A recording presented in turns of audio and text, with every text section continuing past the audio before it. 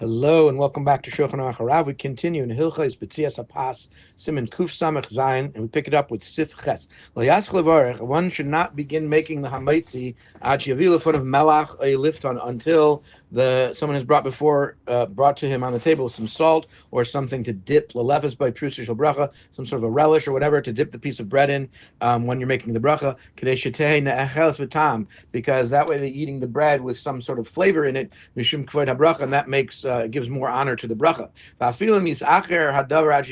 Even if you have to delay the bracha until someone brings this to the table, and there's a bunch of people there, you still have to wait, even though there's a bunch of people waiting. And each person has to have his own salt or his own relish to dip this in. And they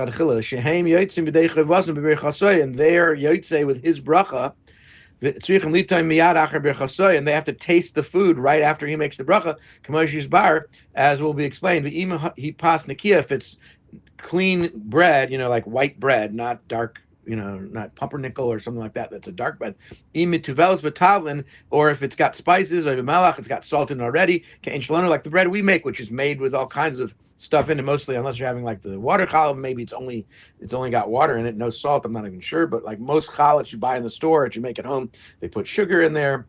And they put eggs in there. Or if the person had in mind to eat the bread dry, then you don't have to wait, and the people who are getting the bread from you don't have to wait for the thing that they're dipping it in or the salt or whatever. But if a person wants to wait, he is allowed to wait until the salt is brought. This is not a concern for interruption between washing and the hamaitzi, because it's part of the meal. Even though it's not part of the bread bracha necessarily, because you could make the bracha without this, especially with our bread.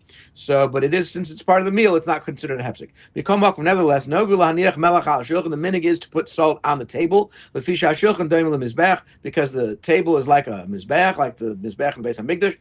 And eating at that table is like eating like a korban. And as the pasuk says, this is a pasuk in Vayikra, and this is in Parshas Vayikra. Al kol karboncha takriv melach, on all your karbonos you should bring it with salt.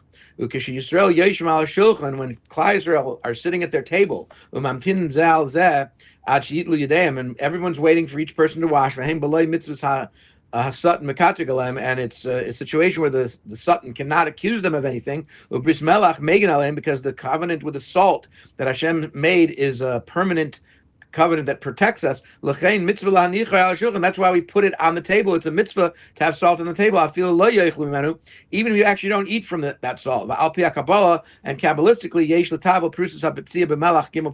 one should dip the piece of bread that he's going to eat into the salt 3 times. And since we say the table is like a mizbeach, one should not kill bugs at the table. But to throw the bug off the table, ein lachush, that's not a concern. Sharei Beis HaKnesses shekidusha chamura, in a shul, which is obviously more stringent. The kedusha of the Beis HaMikdash, the kedusha of the Beis HaKnesses of the shul is more stringent than your table. She'asur lechel boy, you're not even allowed to eat in a shul. Nevertheless, yachal izrek boy kina, you can throw a bug away from you. Shalei b'ras tefillah, as long as you're not davening there. K'moshe needs bar b'simin tzadi zayin, which was explained earlier. Have a great day.